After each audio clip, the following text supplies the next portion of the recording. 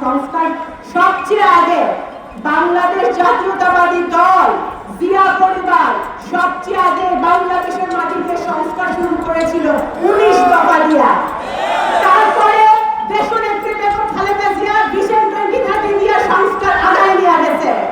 তারপরে জনাব তারেক রহমান 27 দফা দিছে, 31 দফা দিছে। সংস্কার বিএনপি করে, সংস্কার বিএনপি করতে পারে, কিন্তু সংস্কারের নামে যদি আপনারা কালক্ষেপণ করেন,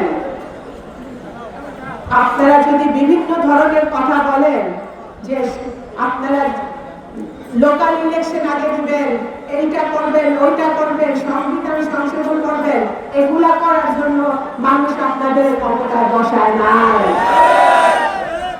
15 কোটি মানুষ এতদিন অত্যাচারে ছিল, কথা বলতে পারে নাই, প্রতিবাদ করতে পারে নাই, খুন হয়েছে, গুম হয়েছে। এদের বিচার এই মাটিতে হইতে হবে।